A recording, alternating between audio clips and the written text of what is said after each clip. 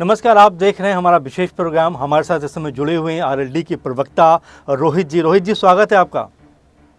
धन्यवाद धन्यवाद। रोहित जी, पहले चरण और दूसरे चरण में आपकी जो दोनों सीटें थीं जो गठबंधन में थी, यानी कि बागपत और बिजनौर, दोनों जगह चुनाव हो चुका है। क्या लग रहा है, क्या उम्मीद है और किस तरह से आप जो है चुनाव को आगे जाते हुए देख पा रहे हैं? देखिए, 2024 का चुनाव जिस तरीके से आगे बढ़ रहा है, ऐसा लग रहा है जैसे विपक्ष अपनी हार पहले ही मान चुका है चुनाव से। जी। विपक्ष कहीं भी दिखाई नहीं पड़ रहा है जमीन पे, विपक्ष कहीं भी दिखाई नहीं पड़ रहा है अपने मुद्दों के साथ। जी। विपक्ष सिर्फ अनर्गल बातें कर रहा है, अनर्गल टिप्पणियां कर रहा है और कहीं जी। ना कहीं विवाद पैदा करने की स्थिति कहीं ना कहीं सामने लेके आ रहा है। आप देखिए कि अगर अखिलेश यादव जी पश्चिम उत्तर प्रदेश की 16 सीटों पर चुनाव हुआ, कितनी सीटों पर वो प्रचार के लिए आए। वहीं पे प्रधानमंत्री जी स्वयं प्रचार के लिए आए। माननीय जयंत चौधरी जी ने 16 की 16 सीटें छूने का काम किया प्रचार के लिए। योगी आदित्यनाथ जी ने भी 16 की 16 सीटें छूने का काम किया प्रचार के लिए। और वहीं पे राहुल गांधी जी आके गाजियाबाद में प्रेस कॉन्फ्रेंस करके जाते हैं। वो एक भी सीट के ऊपर कोई संयुक्त रैली या रोड शो करने की हिम्मत नहीं कर पाते हैं। तो ये साफ साफ दिखाता है कि विपक्ष के अंदर उदासीनता है। ये लोकतंत्र के लिए बहुत अच्छी बात नहीं है।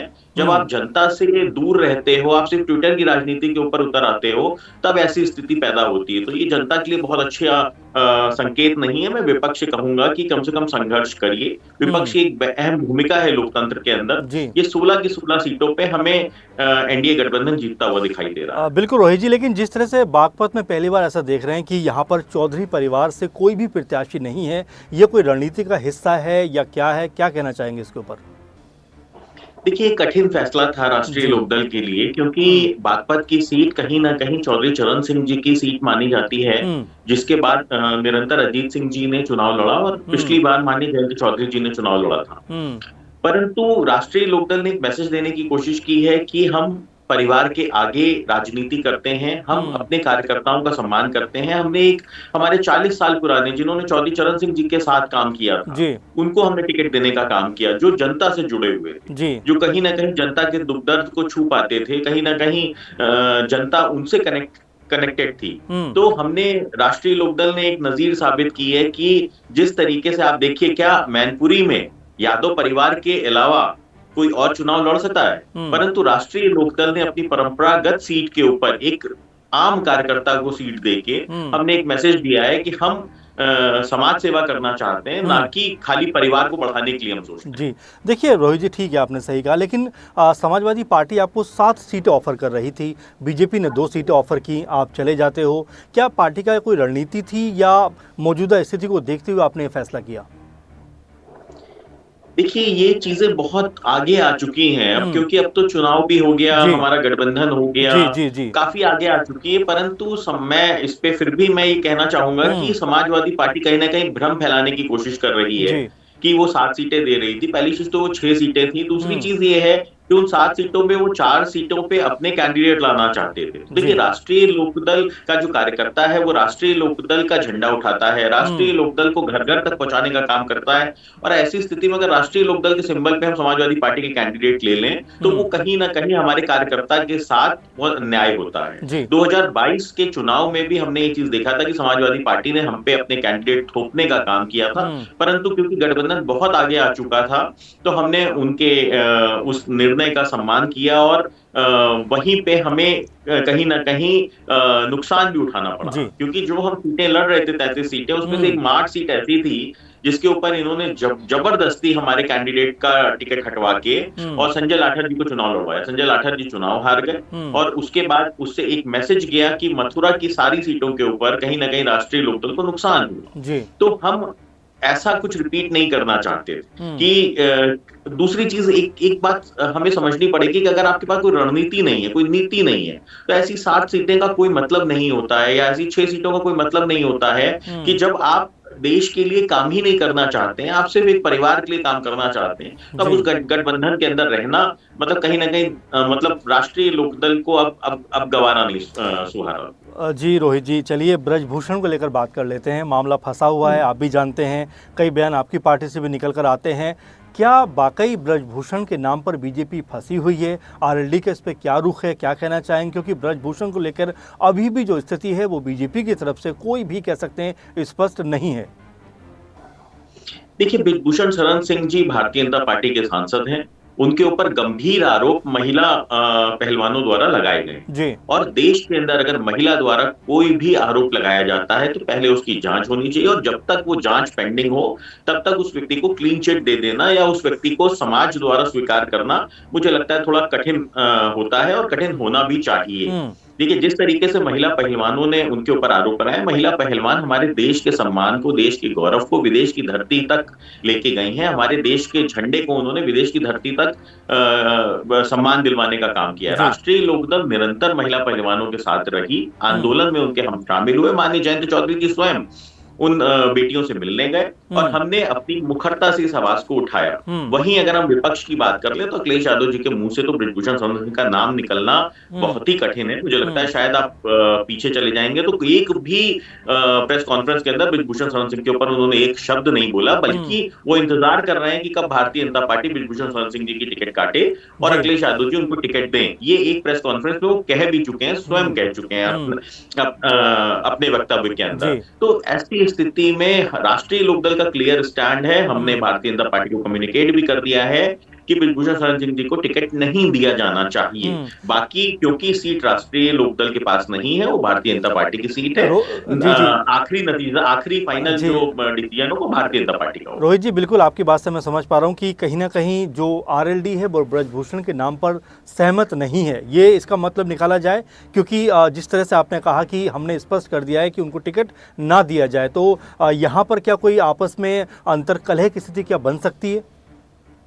नहीं, कोई अंतर कलह नहीं है। देखिए, क्योंकि वो भारतीय जनता पार्टी की सीट है तो राष्ट्रीय लोकदल हम उनके गठबंधन में हैं और हमने देश की महिला पहलवान बेटियों के समर्थन में आंदोलन किया हुआ है और हम अपने स्टैंड पे कायम हैं। जब तक बृजभूषण शरण सिंह जी को क्लीन चिट ना मिले तब तक उनको किसी भी चुनाव के अंदर अगर हमारे गठबंधन द्वारा टिकट दिया जाता है तो राष्ट्रीय लोकदल ना तो उनका प्रचार करेगा और ना ही राष्ट्रीय लोकदल बृजभूषण शरण सिंह का इस्तेमाल किसी अपनी सीट पे प्रचार के लिए स्वीकार करेगा। तो ऐसी स्थिति में हमारा स्टैंड बिल्कुल क्लियरली कम्युनिकेटेड है कि अगर उनको टिकट दिया जाता है भारतीय जनता पार्टी द्वारा तो हम उनके प्रचार में नहीं आएंगे। जी रोहित जी, कोविड का मामला आप देख रहे हैं जिस तरह से था, उसके बाद जो दवाइयाँ निकलकर सामने आती हैं उनको लेकर जो चर्चाएं अभी छिड़ी हुई है, कैसे देख रहे हैं पूरा मामला? क्योंकि कहीं ना कहीं बीजेपी की जो कह सकते हैं पूरी जो रणनीति थी, नीति थी, उसके ऊपर सवाल उठते हुए नज़र आ रहे हैं। तो ऐसे में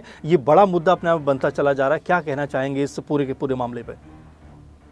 देखिए, कोरोना काल एक सेंसिटिव इशू है। कोरोना काल के अंदर पूरे देश के अंदर कहीं ना कहीं, बल्कि देश के पूरे विश्व के अंदर कहीं ना कहीं एक पैनिक वाली स्थिति क्रिएटेड थी और ऐसी स्थिति में हम सबको पता है कि वैक्सीन्स बिना टेस्टिंग के, बिना किसी अप्रूवल्स के उनको मार्केट में उतारा गया था। ये सिर्फ खाली भारत का इशू नहीं है, पूरे देश के अंदर वो वैक्सीन उतारी, पूरे विश्व के अंदर वो वैक्सीनें उतारी गई थी। पूरे विश्व में जिस तरीके से, इवन यूरोप की अगर हम बात कर लें जहां पे एक काफी स्ट्रिक्ट कहीं ना कहीं उनके स्टैंडर्ड्स हैं, अगर वहां पे भी वो वैक्सीन स्वीकार की गई थी तो उसी को देखते हुए कहीं ना कहीं भारत ने भी उन वैक्सीन को स्वीकार किया था।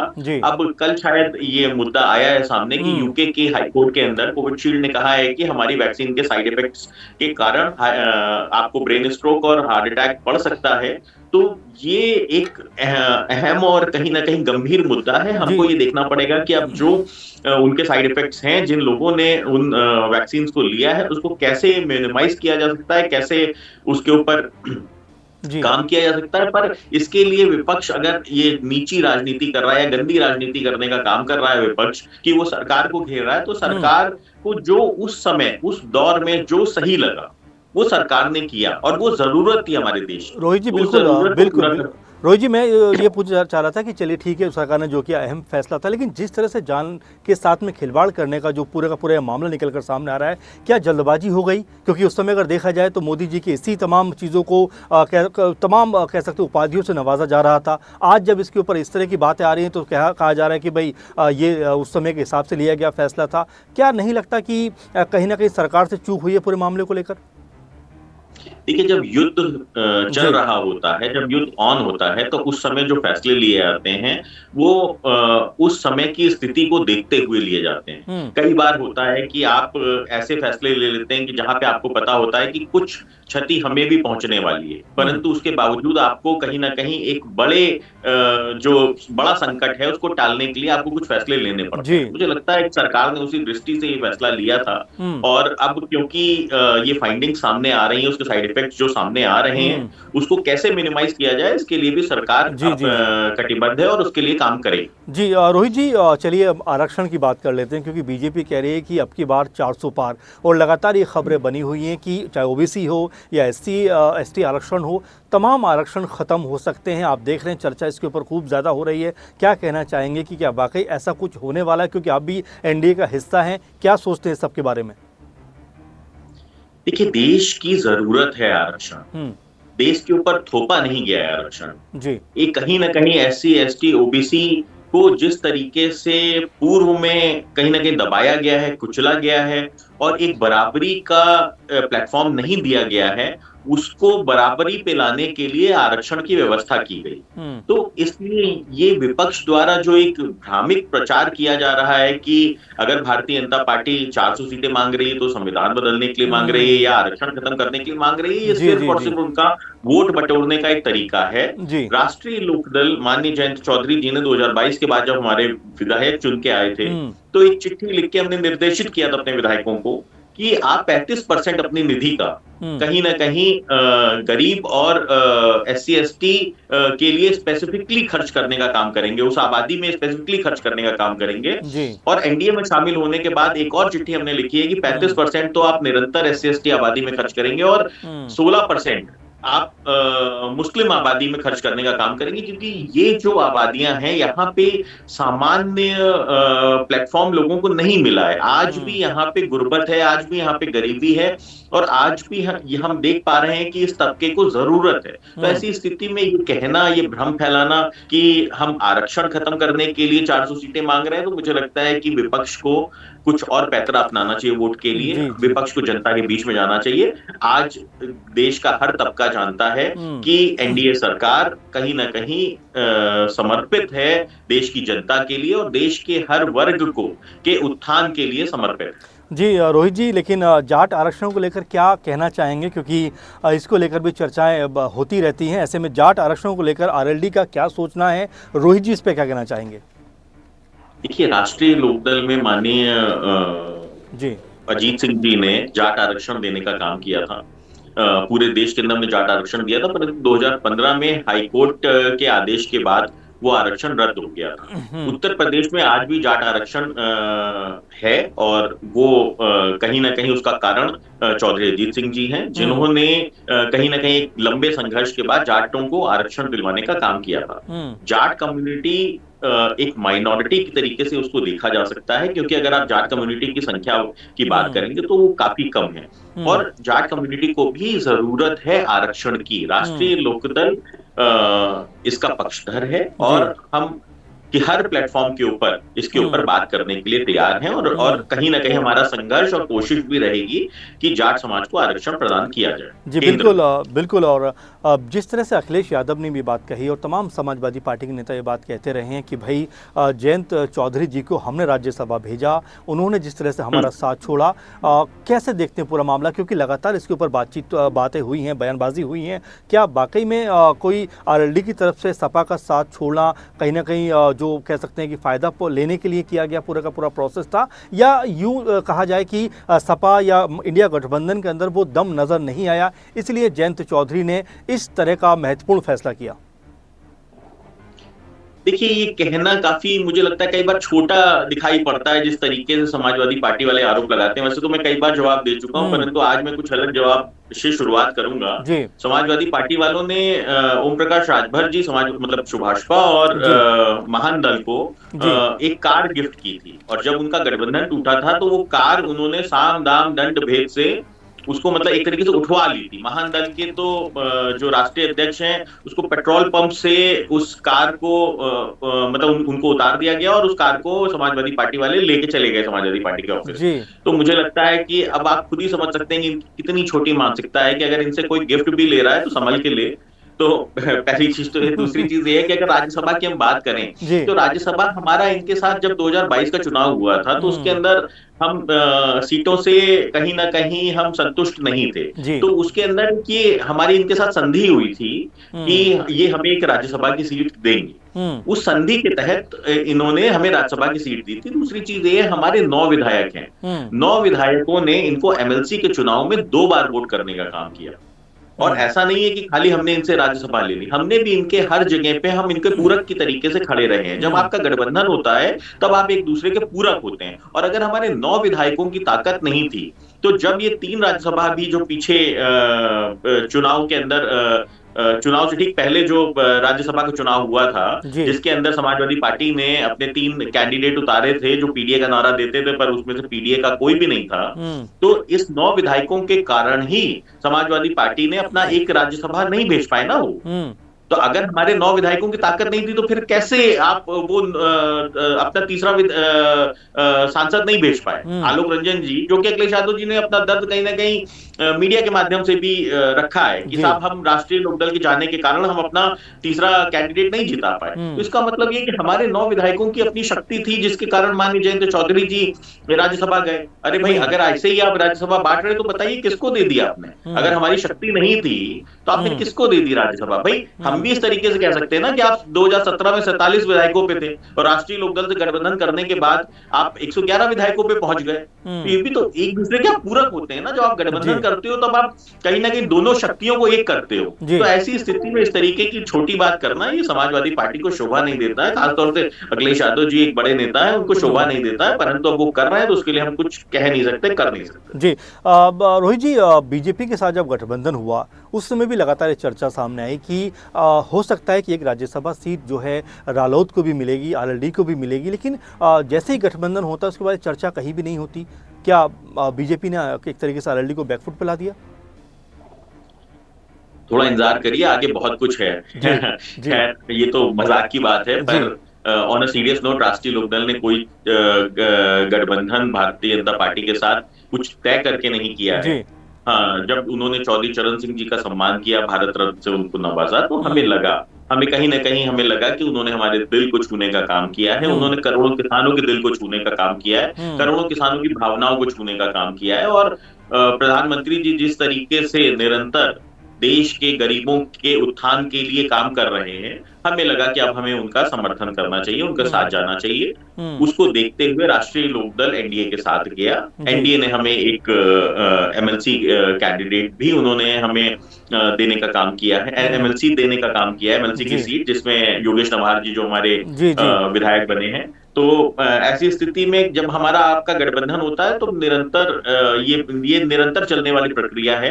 ये कोई एक दिन की प्रक्रिया नहीं है, ये कोई तय करके गठबंधन नहीं होता। गठबंधन कहीं ना कहीं विचारधारा और मुद्दों पे होता है। तो हमारा गठबंधन इनके साथ मुद्दों पे और विचारधारा के साथ हुआ है और कहीं ना कहीं इन्होंने हमारी भावनाओं को छुआ है, तब हुआ है। तो ऐसी स्थिति में अभी इंतजार करिए, और ये तो एक निरंतर प्रक्रिया है, ये कहीं ना कहीं लेना देना चलता रहेगा। जी, किसानों के मुद्दे की आप बात कर रहे थे। किसानों का मुद्दे को अगर कहा जाए तो काफ़ी दिनों से संघर्ष भी रहा, आंदोलन भी हुए, आरएलडी ने भी बहुत सारी बयानबाजी की थी। अब इस पूरे मुद्दे को कैसे देखते हैं आप? किसानों के इश्यूज हैं, किसानों के इश्यूज खत्म तो नहीं हो गए और इश्यूज कभी भी खत्म नहीं हो सकते हैं, क्योंकि जब भी आप किसी भी इशू को एड्रेस करोगे आगे चल के कोई दूसरा इशू आएगा। तो किसानों के इश्यूज हैं, उसके ऊपर काम होना चाहिए। राष्ट्रीय लोकदल जब विपक्ष में था तब सड़कों में संघर्ष करता था, तब हम जो विपक्ष की एक भूमिका होती है, अहम भूमिका की जनता की आवाज को सरकार तक पहुंचाइए। माननीय जयंत चौधरी जी ने स्वयं 13 महीने तक किसानों के बीच में रह के हमने संघर्ष करने का काम किया और जो 3 कृषि कानून थे जो जिनसे किसान सहमत नहीं थे उनको वापस करवाने का काम किया था। आज हम सरकार में, हमारी जिम्मेदारी है किसानों के प्रति, हमको उनके मुद्दे बेहतर तरीके से पता है, हम किसानों के मुद्दों के ऊपर काम करेंगे और किसानों की जो भी समस्या है उसको हम निवारण करने का काम करेंगे। आंदोलन होना चाहिए, आंदोलन होते रहना चाहिए, आंदोलन से आपको कहीं ना कहीं सरकार को जनता के मुद्दों से अवगत होती है सरकार, और सरकार का काम होना चाहिए कि जब जनता अपने मुद्दे लेके आए तो उनको आप एड्रेस करिए, उनके मुद्दों पे कितना काम किया जा सकता है उसके ऊपर आप मैक्सिमम काम करके जनता को उन मुद्दों के ऊपर सेटिस्फाई करने का काम करिए। क्योंकि जो सरकार है आज की डेट में लोकतंत्र की सरकार है, ये राजतंत्र नहीं है जहां पे आप अपने हिसाब से कोई भी चीज करेंगे, कोई कानून बनाएंगे या कोई लाभ या हानि देने का काम करेंगे। आपको कहीं ना कहीं जनता की भावनाओं को समझते हुए काम करना पड़ेगा। तो ऐसी स्थिति में राष्ट्रीय लोकदल ये मानता है कि जो मुद्दे हैं उनके ऊपर अब हम सरकार के अंदर है और हम उसके लिए जिम्मेदार हैं, हम काम करेंगे उसके लिए। रोहित जी, महत्वपूर्ण सवाल अपने आप में होने वाला है, क्योंकि देखिए इलेक्शन लगभग अब बीतने के कगार पे हैं। इसके बाद क्या आरएलडी और बीजेपी साथ मिलकर चलेंगे या कुछ और भी रणनीति का कह सकते हैं हम लोग होते हुए देखेंगे? देखिए, हम 2007 से प्रदेश के अंदर विपक्ष में थे, 2014 से हम केंद्र के अंदर विपक्ष में थे जी। और हमने कहीं पार्टनर्स के जो भी कमियां हैं उनको दूर करवाएं, उनसे हम कहे संघर्ष करने के लिए हमने उनसे निवेदन कई बार किए, परंतु वो काम नहीं करना चाहते थे। वो कहीं ना कहीं वो जनता से दूर होते चले जा रहे हैं। वो शायद अखिलेश यादव जी की अगर स्पेसिफिकली बात करें तो वो आज भी समझते हैं कि वो मुख्यमंत्री हैं जी। तो ऐसी स्थिति में जब आप काम ही नहीं करना चाहते हैं तो आज जो एलआई पार्टनर है हमारा भारतीय जनता पार्टी, वो निरंतर काम कर रही है। उनके पास एक रणनीति है, एक स्ट्रैटेजी है और एक तरीका है काम करने जो हमको दिख रहा है। तो ऐसी स्थिति में जो भी हमारा गठबंधन हुआ है वो दूर तक जाएगा। और क्योंकि जब एक दूसरे का सम्मान होता है गठबंधन के अंदर, जिस तरीके से चौधरी चरण सिंह जी का सम्मान प्रधानमंत्री जी ने किया, जिस तरीके से माननीय जयंत चौधरी जी को सम्मान दिया जा रहा है आज गठबंधन के अंदर, और जिस तरीके से हमारे कार्यकर्ताओं को सम्मान दिया जा रहा है, इन चीजों को देखते हुए हम ये आपको आश्वस्त कर सकते हैं कि ये गठबंधन लंबा चलेगा। जी बिल्कुल। और 2027 की अगर बात करें तो क्या जयंत चौधरी को कोई बड़ा पद यूपी में मिलता हुआ नजर आ सकता है, यानी कि डिप्टी सीएम की बात करें या फिर कुछ और बड़े पद की बात करें? कैसे आप इस बात को देखते हैं? डिप्टी सीएम क्यों, सीएम की बात क्यों नहीं की आपने? जी जी जी, मैं दरअसल चाहेंगे कि माननीय जयंत चौधरी जी चीफ मिनिस्टर बने, बिल्कुल है ना, लेकिन परंतु हमारे चाहने से कुछ नहीं होता है और ना ही हमारी कोई मंशा है, ना ही हमारी कोई डिमांड है। देखिए, हमारी डिमांड है कि जो जनता के मुद्दे हैं वो बेहतर तरीके से एड्रेस हों, हम उन मुद्दों पे काम कर पाए, और जब हम ताकत में होंगे तो हम उन मुद्दों पे बेहतर तरीके से अपनी विचारधारा के माध्यम से उन पे काम कर पाएंगे। चौधरी चरण सिंह जी ने जो हमें एक रास्ता दिखाया, एक मार्ग दिखाया है, उस मार्ग पर चल के हम आगे बढ़ पाएंगे। तो हमारी कोई व्यक्तिगत मंशा नहीं है, हमारी कोई व्यक्तिगत इच्छा नहीं है कि हमें ये पद दिया जाए, लेकिन हाँ ये जरूर है कि जब आप ताकत में होते हैं तो आप बेहतर तरीके से अपने लोगों का लिए कहीं ना कहीं काम कर पाते हैं। तो इसलिए मैंने जैसा कहा कि एक सनद प्रक्रिया है कि जब आप गठबंधन में हैं तो उसमें आपको सम्मान मिलना चाहिए। वो सम्मान मुझे लगता है कि भारतीय जनता पार्टी द्वारा अभी तक दिया जा रहा है और आगे भी दिया जाएगा, और हम राष्ट्रीय लोकदल द्वारा भी कहीं ना कहीं भारतीय जनता पार्टी को एक मजबूती प्रदान करने का जो काम है वो अभी भी किया गया है और आगे भी करते रहेंगे। बिल्कुल। लेकिन क्या ये माना जाए कि 4 जून को जब मत पेटियां खुलेंगी तो 400 पार का जो नारा एनडीए लगातार दे रहा है, बीजेपी लगातार दे रही है, उसमें आप लोग सफल हो पाएंगे? 4 जून को विपक्ष नदारत मिलेगा आपको जी, ये मैं आपको आश्वस्त करता हूं जी। तो यानी कि आप मान के चल रहे हैं कि 400 प्लस जो है वो एनडीए इस बार है? देखिए, 400 प्लस एक नारा है, 400 प्लस एक कहीं ना कहीं साइकोलॉजिकल प्रेशर है विपक्ष के ऊपर, और आज उस प्रेशर में विपक्ष दिख भी रहा है हमें, क्योंकि वो चाहते हैं कि 399 पे हम रुक जाएं, 400 ना पहुंचे। शायद उनको लग रहा है कि यही हमारी जीत होगी। जी जी। तो और कहीं ना कहीं एक सशक्त सरकार जब आती है तो वो जनता के लिए एक अहम फैसले ले पाती है, कड़े फैसले ले पाती है।